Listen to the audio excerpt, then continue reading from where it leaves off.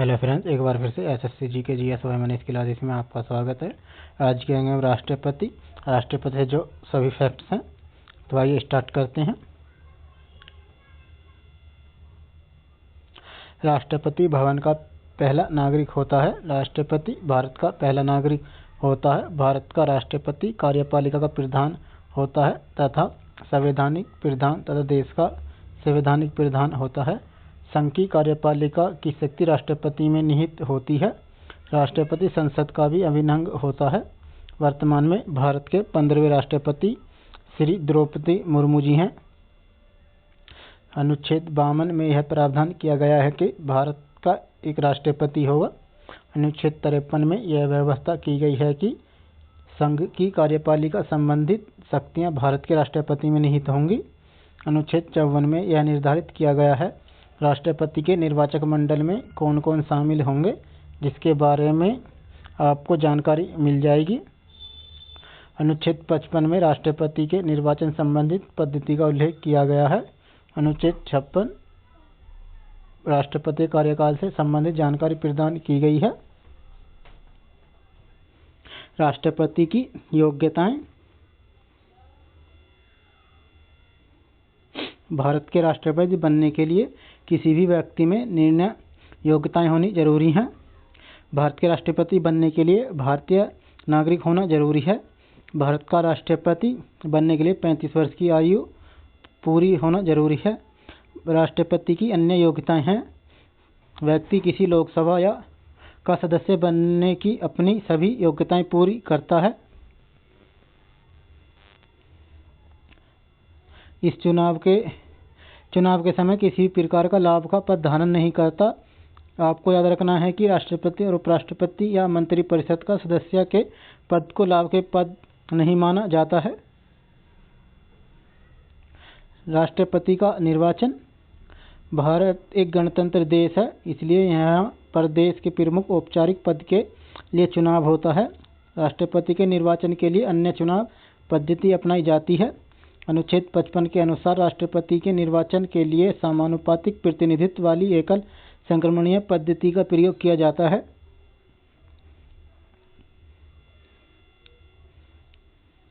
राष्ट्रपति का निर्वाचन चुने हुए प्रतिनिधियों द्वारा किया जाता है, अर्थात राष्ट्रपति के निर्वाचन मंडल में राज्यसभा और लोकसभा के तथा सभी राज्यों की विधानसभाओं के निर्वाचित सदस्य करते हैं। सीधे शब्दों में अगर मैं कहूं तो राष्ट्रपति के चुनाव में सांसद और विधायक हिस्सा लेते हैं। राष्ट्रपति पद के उम्मीदवार के लिए निर्वाचक मंडल के 50 सदस्य प्रस्तावक तथा 50 सदस्य अनुमोदक होने चाहिए। यानी कि अगर किसी राष्ट्रपति पद के लिए चुनाव लड़ना हो तो कम से कम 100 व्यक्तियों का अपने पक्ष में होना जरूरी है।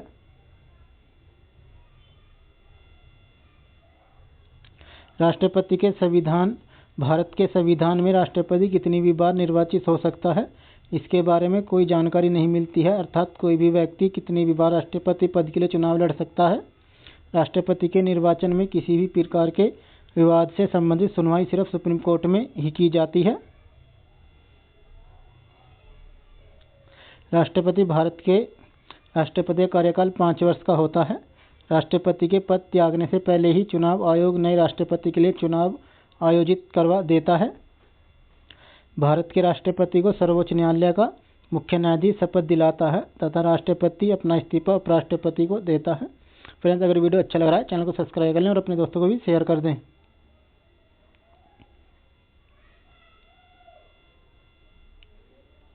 अगर किसी परिस्थिति में राष्ट्रपति का पद खाली होता है तो उनकी जगह उपराष्ट्रपति भारत के राष्ट्रपति के तौर पर कार्य करता है। लेकिन अगर उपराष्ट्रपति भी उस समय उपलब्ध नहीं होते हैं तो सर्वोच्च न्यायालय के मुख्य न्यायाधीश भारत के राष्ट्रपति के तौर पर कार्य करते हैं। ऐसा अभी तक सिर्फ एक बार हुआ है, जब भारत के मुख्य न्यायाधीश एम हिदायतुल्लाह ने राष्ट्रपति के तौर पर कार्य किया है। लेकिन इस समय में चुनाव आयोग की जिम्मेदारी होती है कि उसे 6 माह के अंदर नए व्यक्ति को राष्ट्रपति के तौर पर चुनाव करवाना होता है। राष्ट्रपति के वेतन और भत्ते। भारत के राष्ट्रपति का मासिक वेतन 5 लाख प्रति माह होता है। राष्ट्रपति के लिए 9 लाख वार्षिक पेंशन का उल्लेख किया गया है। भारत के राष्ट्रपति के अधिकार।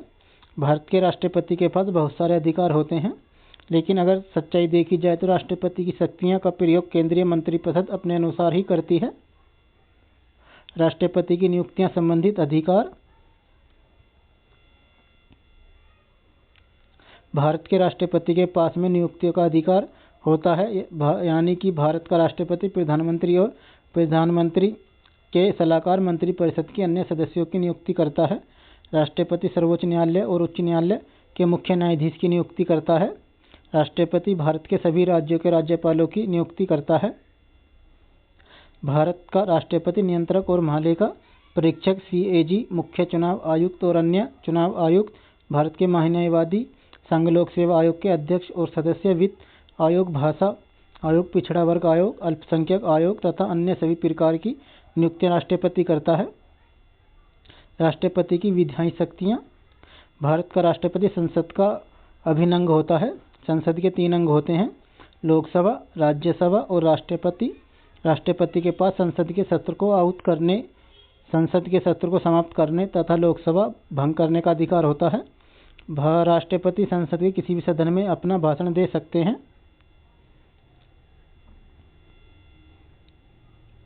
संसद द्वारा पारित विधेयक राष्ट्रपति के सहमति के बाद ही कानून का रूप लेते हैं। संसद में धन विधेयक प्रस्तुत करने से पहले राष्ट्रपति की सहमति लेना अति आवश्यक होता है। राष्ट्रपति संसद के दोनों सदनों की संयुक्त बैठक बुला सकता है। राष्ट्रपति के पास राज्यसभा में 12 सदस्यों के मनोनयन का अधिकार होता है। यह सभी सदस्य विभिन्न क्षेत्रों जैसे कला, साहित्य, पत्रकारिता और सामाजिक कार्यों में अच्छे काम करने वाले व्यक्ति होते हैं। अध्यादेश जारी करने की राष्ट्रपति की शक्ति।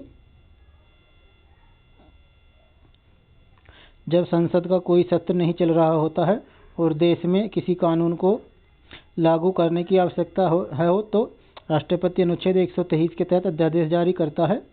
अध्यादेश किसी भी सामान्य कानून की तरह ही काम करता है, लेकिन जब संसद का सत्र शुरू होता है तो उसके पास 6 माह के अंदर उस अध्यादेश को संसद में पारित करना होता है, अन्यथा उस पर अध्यादेश आगे लागू नहीं हो सकता।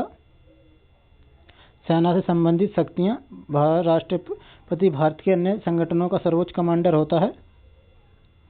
क्षमादान की शक्ति। क्षमादान की शक्ति राष्ट्रपति की प्रमुख शक्तियों में से एक है। इस शक्ति का प्रयोग करके राष्ट्रपति किसी भी व्यक्ति की सजा को माफ कर सकता है, उसे कम कर सकता है, यहाँ सजा के प्रकार को बदला सकता है। राष्ट्रपति की क्षमादान से संबंधित शक्तियों का उल्लेख संविधान के अनुच्छेद 72 के तहत किया गया है। राष्ट्रपति की आपातकालीन शक्तियाँ। भारत के राष्ट्रपति के पास में संविधान के भाग 18 के अनुच्छेद 352 से 360 के बीच में आपातकाल से संबंधित शक्तियों का उल्लेख किया गया है। अनुच्छेद 352।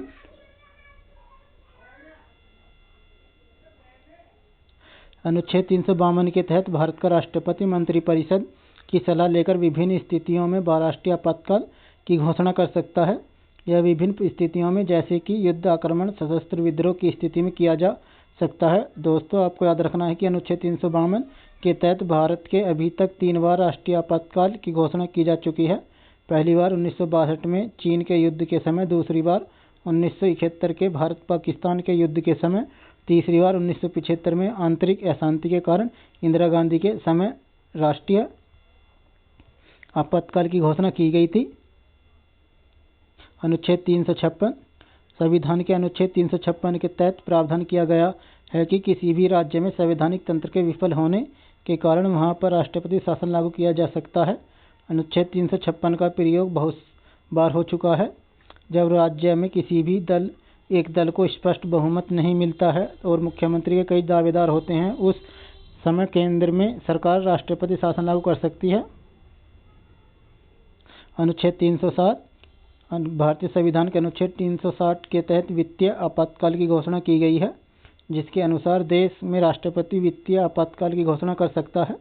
भारत में अभी तक एक बार भी वित्तीय आपातकाल की घोषणा नहीं की गई है। विभिन्न राष्ट्रपतियों से संबंधित महत्वपूर्ण तथ्य। डॉक्टर राजेंद्र प्रसाद भारत के पहले राष्ट्रपति थे तथा वे लगातार 2 बार भारत के राष्ट्रपति रह चुके थे। राष्ट्रपति वीवी गिरी के निर्वाचन के समय दूसरे चक्र की मतगणना करनी पड़ी थी। भारत में नीलम संजीव रेड्डी एकमात्र राष्ट्रपति रहे जिनका जिनको जो एक बार चुनाव हार गए तो दूसरी बार निर्विरोध चुन लिए गए। भारत देश की पहली महिला राष्ट्रपति प्रतिभा देवी सिंह पाटिल 2007 से 2012 तक रही थी। डॉक्टर जाकिर हुसैन पहले मुस्लिम राष्ट्रपति थे तथा अपने कार्यकाल में निधन हो गया था। फ्रेंड्स, अगर वीडियो अच्छा लगा तो चैनल को सब्सक्राइब कर लें, अपने दोस्तों को भी शेयर कर दें और बेल आइकन बटन को ऑन कर लें ताकि नई वीडियोस आपको मिलते रहें। धन्यवाद।